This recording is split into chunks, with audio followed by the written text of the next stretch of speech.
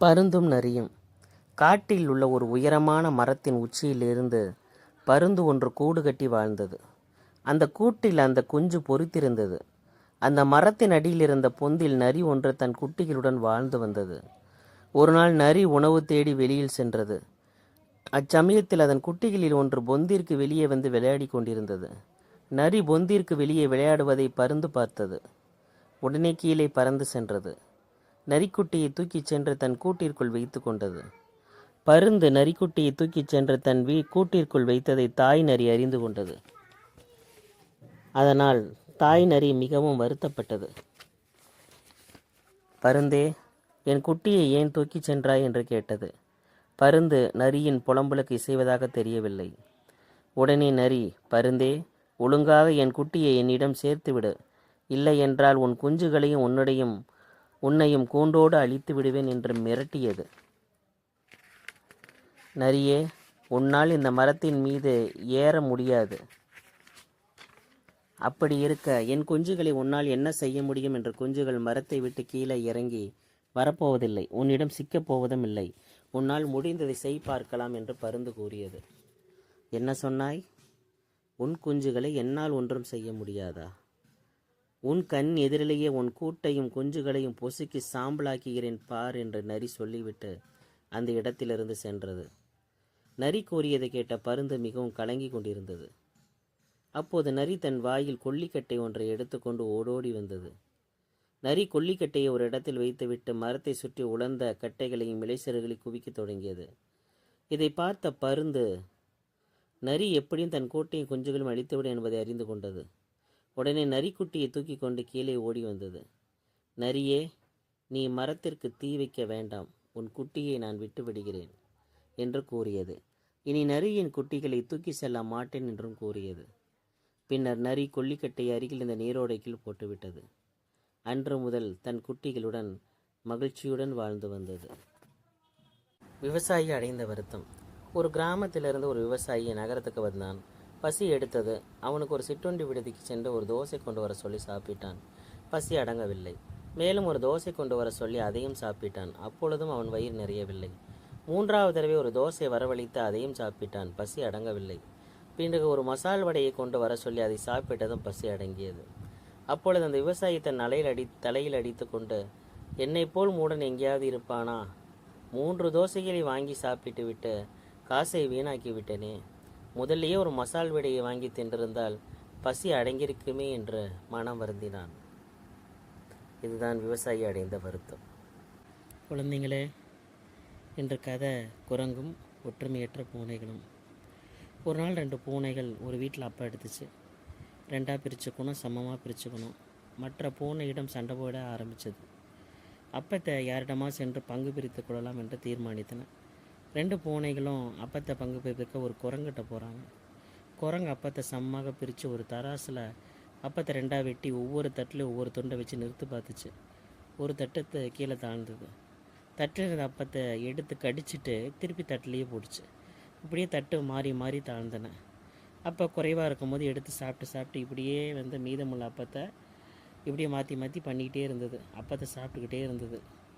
இதை பார்த்த உடனே குரங்கு மேலே கோபம் வந்துருச்சு பூனைங்களுக்கு.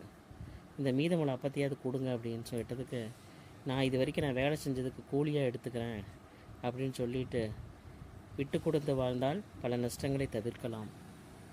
குடியானவன் ஒருவன் வெள்ளரிக்காயை திருடுவதற்காக ஒரு தோட்டத்திற்கு சென்றான். ஒரு மூட்டை வெள்ளரிக்காய்களை பறித்து கொண்டு போய் விற்றால் பணம் கிடைக்கும். கிடைத்த பணத்திற்கு கோழி வாங்குவேன் என்று அவன் கற்பனை செய்தான். மேலும் அவன் யோசனை செய்யலானான். கோழி முட்டைகளிடம் அவைகளை அடைக்காக்கும் குஞ்சுகள் பொரிக்கும். கூட்டமாக குஞ்சுகளை வளர்ப்பேன். பிறகு அந்த குஞ்சுகளை விற்று ஒரு பன்றி வாங்குவேன். பன்றி குட்டிகள் போடும். அந்த குட்டிகளை விற்று குதிரை வாங்குவேன். குதிரைகளையும் குட்டிகளை ஈனும். அவைகளை வளர்த்து விட்டால் ஏராளமாக பணம் கிடைக்கும். அந்த பணத்தை கொண்டு ஒரு வீடும் அத்துடன் ஒரு தோட்டமும் வாங்குவேன். அந்த தோட்டத்தில் வெள்ளரிக்காய்களை பயிரிடுவேன். வெள்ளரிக்காய்களை எவரும் திருடாதபடி காவலுக்கு ஏற்பாடு செய்வேன். முரட்டு காவல்காரன் ஒருவனை நியமிப்பேன். அடிக்கடி நானும் தோட்டத்திற்கு சென்று யாரடா அங்கே எச்சரிக்கை என்று உரக்க கூவுவேன். குடியானவன் இவ்வாறு யோசனை செய்து கொண்டிருந்ததில் தன்னையே மறந்து விட்டான். தான் வேறு ஒருவருடைய தோட்டத்தில் நிற்பதும் அவனுக்கு நினைவில்லை. மனமகிழ்ச்சியினால் அவனை கடைசியாக எண்ணியபடி உரத்த குரலில், யாரடா அங்க எச்சரிக்கை என்று கூறிவிட்டான்.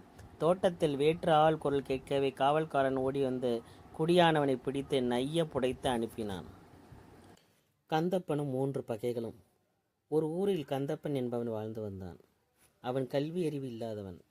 அவன் உடல் மிகவும் தடிமனாக இருந்ததால் சிலர் அவனை தடியன் என்று கூறுவார்கள். கந்தப்பனிடம் எந்த நல்ல பழக்கங்களும் இல்லை. பிறருக்கு தீமை செய்வதில் கந்தப்பன் வல்லவன். கந்தப்பனிடம் யாராவது பகைமை பாராட்டினால் போதும், அவன் அவர்களிடம் பெரும் பகை காட்டி அவர்களை அடியோடு ஒழித்து விடுவான். கந்தப்பன் வாழ்ந்த ஊரில் வயதான முனிவர் ஒருவர் வாழ்ந்து வந்தார். அவர் நிறைய நூல்களை நன்கு கற்று பேரறிவு பெற்றவர். ஒருநாள் கந்தப்பனுக்கும் அவ்வூரை சேர்ந்த 4 பேருக்கும் பகை உண்டாகி சண்டை ஏற்பட்டது. கந்தப்பன் பகைவர்களை நோக்கி, என்னை துன்புறுத்துகிறவர்களை நான் துன்புறுத்துவேன், என்னை வெறுப்பவர்களை நான் 4 மடங்கு வெறுப்பேன், கொடியவர்களுக்கு கொடியவனாக இருப்பேன், நல்லவர்க்கு நல்லவனாக இருப்பேன், என் பகைவர்களை அடக்கி ஒடுக்குவேன் என்று பலவாறு கூறி தெருவில் கூச்சலிட்டு கொண்டிருந்தான். கந்தப்பன் கோரியதை அங்கு வந்த முனிவர் கேட்டார். அவர் கந்தப்பனை பார்த்து, நீ மற்றவர்களை பார்த்து பிறகு அடக்கி கொள்ளலாம். முதலில் ஆசை, அறியாமை, வெகுளி என்னும் 3 பகைகளை அடக்கி வெற்றிக்கொள். ஒரு மனிதனுக்கு இவை 3ம் தான் பெரிய பகைகளாக இருக்கின்றன. ஒரு மனிதனின் பகை மற்றவனை ஒன்றும் செய்துவிட முடியாது என்று கூறினார். முனிவர் கூறியதை கேட்ட கந்தப்பன் மறுமொழி எதுவும் பேச முடியாமல் அவ்விடத்தை விட்டு சென்றான். நாம் பகைவர்களை அடக்கி வெற்றி பெற வேண்டுமானால் முதலில் ஆசை, அறியாமை, வெகுளி என்னும் 3 பகைகளை அடக்கி வெற்றி கொள்ள வேண்டும். அண்ணனும் தம்பியும். ஒரு ஊரில் அண்ணனும் தம்பியும் வாழ்ந்து வந்தனர். அவர்களில் பெற்றோர் சிறுவயதிலேயே இறந்து விட்டனர். அண்ணன் தன் மாமன் மகளை திருமணம் செய்து கொண்டான். தம்பி தனக்கு பிடித்த ஒரு பெண்ணை திருமணம் செய்து கொண்டான். அண்ணன் சொத்துக்கள் எல்லாவற்றையும் தம்பிக்கு கொடுக்காமல் தானே எடுத்துக்கொண்டான். தம்பிக்கு சிறு நிலத்தையும் ஒரு குடிசையும் கொடுத்தான். பிறகு 2 மாடுகளையும் நிலத்தை உழுவதற்கு ஒரு கலப்பையும் கொடுத்தான். தம்பி தன் அண்ணனின் செயலை கண்டு மிகவும் வருத்தப்பட்டான். தம்பியின் குடும்பம் வறுமையால் வாடியது. தம்பி தன் வீட்டில் உள்ள எல்லா பொருளையும் விற்றுவிட்டான். ஆனால் அண்ணன் பணக்காரனான தன் மாமாவின் பெண்ணை கல்யாணம் செய்து கொண்டதால் நிறைய பொருட்களை சீதனமாக பெற்றான். அவன் அரசாங்க வேலை பார்த்து வந்தால் நிறைய லஞ்சமும் வாங்கினான். மிகவும் ஆடம்பரமாக கவலை இல்லாமல் வாழ்ந்து வந்தான். ஒரு நாள் தம்பி தன் 2 மாடுகளையும் ஏரியில் போட்டு நிலத்தில் உழுது கொண்டிருந்தான். அப்பொழுது வான் இடித்து மழை அதிகமாக பெய்தது. வெள்ளம் பெருக்கெடுத்து ஓடியது. மாடுகள் 2ம் இறந்து விட்டன. தம்பி நடந்ததை தன் மனைவியிடம் கூறினான். அவன் மனைவி அன்னையிடம் போய் 2 மாடுகளை கேளுங்கள் என்று கூறினாள். தம்பியும் தன் அன்னையிடம் உதவி கேட்டு சென்றான். அண்ணன் தன்னால் ஒரு உதவியை செய்ய முடியாது என்று தம்பியை அனுப்பிவிட்டான். தம்பி கவலையோடு தன் வீட்டின் வெளியே உட்கார்ந்து கொண்டிருந்தான். அப்போது தெருவில் இருந்த நாய்களை கட்டி ஏர் உழுதால் என்ன என்று யோசித்தான். 2 நாய்களையும் ஏரில் போட்டு நிலத்தை உழுதான். பொழுது சாய்ந்து விட்டது. அப்போது திடீரென்று தம்பியின் நிலம் 2ஆக பிளந்தது. தம்பி மிகவும் பயந்தான். பயப்படாதே, உனக்கு தேவையான நாணயங்கள் இங்கே இருக்கின்றன, உனக்கு வேண்டிய அளவு எடுத்துக்கொள் என்று நிலம் கூறியது. தம்பியும் தனக்கு வேண்டிய அளவு நாணயங்களை எடுத்துக்கொண்டு போய் வீடு கட்டி கொண்டு பணக்காரனாக வாழ்ந்தான். தம்பியைப் போலவே அண்ணனும் நாய்கள் 2ஐயும் கலப்பையில் கட்டி ஏர் உழுதான். நிலம் 2ஆக பிளவுபட்டது. உனக்கு தேவையான அளவு எடுத்துக்கொள் என்று கூறியது. அண்ணனும் அவன் மனைவியும் நிறைய நாணயங்களை மூட்டையில் எடுத்துக்கொண்டனர். மீண்டும் நிறைய நாணயங்களை எடுத்து செல்ல வேண்டும் என்று விரும்பினர். பூமி நேரமாகிவிட்டது. நீங்கள் போங்கள், நான் மூடப் போகிறேன் என்று கூறியது. ஆனால் அவர்கள் இருவரும் கேட்காமல் நாணயங்களை எடுத்துக்கொண்டே இருந்தார்கள். பூமி மூடிக்கொண்டது. பூமிக்குள் மாட்டிக்கொண்ட அண்ணனும் அவன் மனைவியும் மூச்சு திணறி உயிர் நீத்தனர். பேராசை பெருநஷ்டம். ஆபத்து வேளையில் உதவியவர் யார்? ஒரு சிறிய நகரத்தில் அந்தணர் ஒருவர் வாழ்ந்து வந்தார். அவர் பலருக்கும் கல்வி கற்றுக் கொடுத்து அதனால் கிடைக்கும் பொருளில் வாழ்க்கை நடத்தினார். அவருக்கு 2 மகன்கள். மூத்தவன் சோமன், இளையவன் காமன். மூத்தவன் சோமன் உயர்ந்தவன் தாழ்ந்தவன் என்ற வேறுபாடு இல்லாமல் அனைவரையும் சமமாக கருதி பழகுவது அவன் வழக்கம். இளையவன் கல்வியில் ஆர்வம் கொண்டிருந்தான். கல்வியில் போதித்து வந்தான். அந்தணரான தந்தை இறக்கவே இருந்த சிறிது நிலத்தை அண்ணனும் தம்பியும் பகிர்ந்து கொண்டனர். மூத்தவனான சோமன் விவசாயத்தில் ஈடுபட்டு உழைக்கலானான். ஒரு நாள் சோமன் தாழ்த்தப்பட்ட இனத்து இளைஞர்களோடு உற்சாகமாக பேசிக் கொண்டிருந்தான். அதை கண்டு வெறுப்படைந்த அந்தன பெரியவர் ஒருவர் சோமனிடம், நீ அந்தன குலத்தில் பிறந்தவன் அல்லவா, தாழ்ந்தப்பட்ட இனத்தர்களுடன் பழகலாகாம் என்று கண்டித்து அவனை ஏசினார். பெரியவரின் பேச்சு அவனுக்கு கோபத்தை தூண்டியது. கடவுளின் படைப்பில் உயர்வு தாழ்வு எல்லாம் எப்படி இருக்க முடியும்? பிறப்பு என்பது எல்லோருக்கும் சமம். அதில் வேறுபாடு காண்பது முட்டாள்தனமானது. மேலும் அந்த தாழ்த்தப்பட்ட இனத்தவர் உழுது பயிர் செய்து தருவதைத்தான் அனைவரும் சாப்பிடுகிறோம். அதில் வேறுபாடு காண்கிறோமா? மக்களின் பிறப்பில் உயர்வு தாழ்வு கற்பிப்பது முட்டாள்தனமானது என்று கூறினான். பெரியவர் பேசாமல் சென்று விட்டார். சில நாட்களுக்கு பிறகு அந்தன பெரியவர் சாலையில் சென்று கொண்டிருந்த போது மயக்கமுற்று கீழே விழுந்து விட்டார். அதை பார்த்து தாழ்த்தப்பட்ட இனத்தவன் ஒருவன் ஓடி வந்து அவர் முகத்தில் தண்ணீர் தெளித்து சிறிது தண்ணீர் குடிக்க செய்து அருகில் இருந்த தன் குடிசைக்கு தூக்கிச் சென்ற மயக்கத்தை தெளிய வைத்து உதவினான். பெரியவர் எழுந்து புறப்படும் போது எதிர்பாராமல் அங்கு வந்த சோமன், அந்தன பெரியவர் மயக்கமுற்று கீழே விழுந்து உங்களை காப்பாற்றி உயிர்ப்பிழக்க செய்தவன் தாழ்த்தப்பட்ட இனத்தை சேர்ந்தவன் என்பதை நினைத்து பாருங்கள். உங்கள் இனத்தவர் வரும் வரை காத்திருந்தால் நீங்கள் செத்து போயிருப்பீர்கள் என்று இடித்து காட்டினான். பெரியவர் தலை கவிழ்ந்து எதுவும் பேசாமல் நடக்கலானார். விருந்தாளிக்கு கூறியது.